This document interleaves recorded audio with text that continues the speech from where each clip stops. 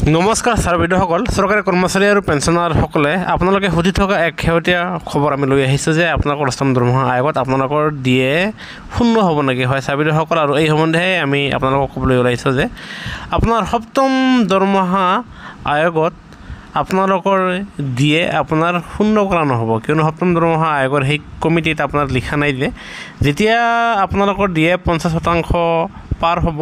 তাৰপিছত আপোনালোকৰ দিয়ে শূন্য নহ'ব, আৰু যাৰ ফলত আপোনালোকৰ যি দিয়ে 50% সেয়া আপোনালোকৰ বেছিকত মাৰ্চ কৰা বুলি সেয়া আপোনাৰ উল্লেখ নাই, যাৰ ফলত আপোনালোকৰ পৰৱৰ্তী আপোনালোকৰ জুলাই মাহত আপোনালোকৰ দিয়ে বৃদ্ধি পাব আৰু আনহাতে আপোনালোকে ইনক্ৰিমেণ্ট লাভ কৰিব। ইনক্ৰিমেণ্ট বেলেগ বস্তু যিয়ে নহওক আপোনালোকৰ দিয়ে বৃদ্ধি পাব জুলাই মাহত, যিটো আপোনালোকৰ অক্টোবৰৰ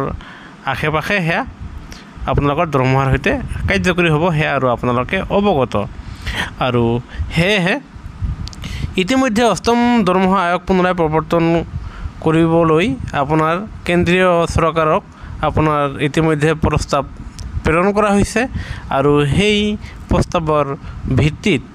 আহিবলগীয়া অহা মাহত কেন্দ্ৰীয় চৰকাৰৰ আপোনাৰ সাধাৰণ বাজেট অধিৱেশন আছে, আৰু সেই বাজেটত আপোনাৰ চৰকাৰী কৰ্মচাৰী আৰু পেঞ্চনাৰসকলৰ কাৰণে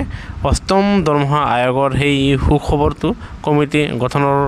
খবৰটো আপোনাৰ লৈ আহিব পাৰে, আৰু যাৰ ফলত আপোনাৰ কমিটি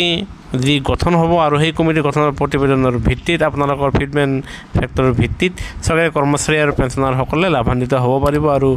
যিয়ে নহওক আপোনাৰ চৰকাৰে অষ্টম দৰমহা আয়োগৰ সেই কমিটি গঠন কৰাৰ সময়ত আপোনাৰ কৰ্মচাৰী আৰু পেঞ্চনাৰসকলৰ তেওঁলোকৰ মূল্য বৃদ্ধিৰ লগতে বৰ্তমান সময়ত বজাৰত যি জুই লাগিছে সেই জুইৰ ভিত্তিত আপোনাৰ বস্তুৰ মূল্য 80%তকৈ আপোনাৰ বেছি